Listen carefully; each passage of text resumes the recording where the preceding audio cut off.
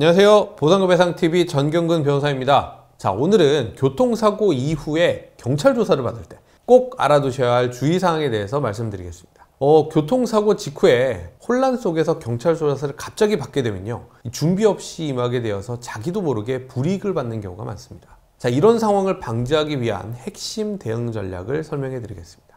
우선 경찰서 가서 조사를 받게 되는 상황은 크게 두 가지입니다. 첫째는 가피 구분에 대한 분쟁이 있는 경우, 둘째는 보험 접수에 관한 문제가 있을 때입니다. 자, 경찰은 기본적으로 이 가해자와 피해자를 구분하는 역할은 하지만 상세한 이 과실 비율까지는 결정하지 않습니다. 자, 이 점을 먼저 인지하시고 조사에 임하셔야 합니다. 교통사고 조사에서 가장 중요한 것은 이 사실관계를 명확하게 진술하는 것입니다. 자, 특히 이 본인의 과실이 없거나 매우 적다고 판단되면 이를 분명하게 주장해야 합니다. 자, 같은 사고 상황을 진술하더라도 진술 방식에 따라서 조사관의 인식이 크게 달라질 수 있습니다. 자, 예를 들면 이런 차이가 있습니다. 자, 첫 번째 진술에서는요, 저는 신호에 따라서 직진하고 있었는데 상대방이 갑자기 신호 위반해서 좌회전해서 충돌했습니다. 제가 방어 운전을 하려고 했는데 이게 너무 갑작스러워서 피할 수가 없었습니다. 자, 이렇게 설명하는 겁니다. 사고 당시 상황을 비교적 명확하게 설명하면서 본인의 무과실을 적극적으로 주장하였습니다.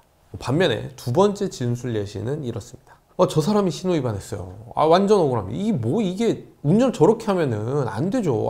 당연히 저쪽 잘못이지. 이렇게 하는 겁니다. 자, 사고 상황에 대한 구체적 설명은 전혀 없고 감정적으로 상대방 과실만 주장했습니다. 비교해보면 첫 번째 진술이 훨씬 더 설득력 있지 않나요? 자, 조사관님도 마찬가지일 겁니다. 자, 사실관계를 구체적으로 설명을 하면서 본인이 왜 무과실인지를 논리적으로 설명하는 것이 중요합니다. 교통사고는 물론 피해자와 가해자의 과실을 합쳐서 100%가 되어야 합니다. 자, 그런데 첫 번째 유형처럼 진술하면 조사관이 상대방의 과실이 주된 원인인 것 같습니다. 선생님을 피해자로 볼 수가 있겠네요. 자, 이렇게 판단할 가능성이 높습니다.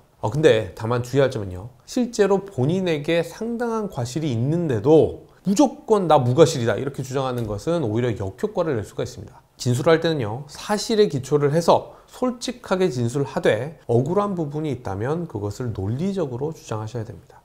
교통사고 이후에 신체 손상이 있다면 그 부상이 어떻게 발생했는지 상세하게 설명하는 것이 중요합니다. 단순하게 사고 당하고 목이 아파요, 허리가 아파요 이렇게만 말하면 사고 때문에 어떻게 다치게 되었는지를 조사관님이 알 수가 없어서 이 인과관계가 불분명해집니다. 제가 경험한 사례 중에 승용차 뒷좌석에 탑승 중이던 의뢰인분이 신호 대기 중에 후방 추돌 사고를 당했습니다. 의뢰인분은 경찰 조사에서 이렇게 진술했습니다. 사고 당시에 뒷좌석에서 휴대폰을 보고 있었는데 갑작스러운 충격을 받고 고개가 뒤로 확 제껴져 가지고 앞으로 확 꺾이면서 목에 심각한 통증이 발생했습니다. 그 이후에 통증이 계속되어서 손가락까지도 저린 증상이 나타났습니다.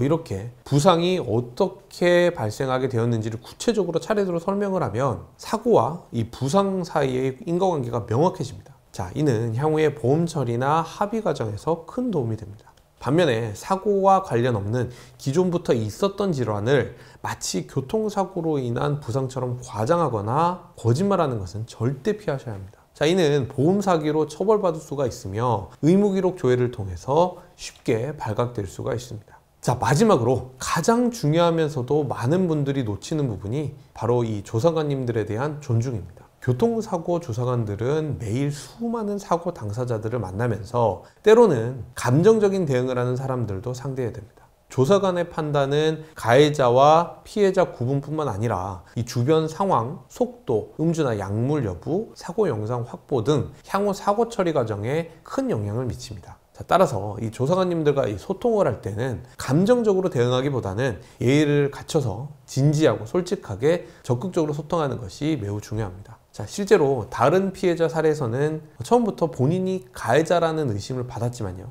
감정적으로 조사관님한테 항의하기보다는 적극적으로 소통하면서 추가 증거를 제시한 결과 피해자로 인정받게 되었습니다. 조사 결과가 불합리하다고 생각되면 어떻게 해야 될까요? 자, 조사관의 결정이 최종 결론은 아닙니다. 불복 절차를 밟을 때도 감정적인 대응보다는 신사적이고 논리적인 방식으로 진행하는 것이 중요합니다. 그냥 막무가내로 때를 쓰는 것이 아니라 왜 그 결정이 불합리한지를 객관적인 증거와 논리로 설명해야 합니다. 교통사고는 언제든지 누구에게나 발생할 수 있는 일입니다. 자, 만약 사고를 당하게 된다면 오늘 말씀드린 주의사항, 구체적이고 상세한 사고 경위 진술, 부상 경위를 차례대로 상세하게 설명하기, 조사관에 대한 존중, 이런 것들을 꼭 기억해 주시기 바랍니다. 이번에 설명드린 내용은 여기까지입니다. 설명드린 내용 중에 이해하기 어려운 내용이나 더 자세히 알고 싶은 내용이 있으시다면 저희 보상금 회상 홈페이지와 유튜브 채널을 검색하시면 더 많은 정보를 찾아보실 수 있습니다. 그리고 만약 교통사고 조사를 앞두고 이거 어떻게 대처해야 할지 방법을 모르시겠다면요,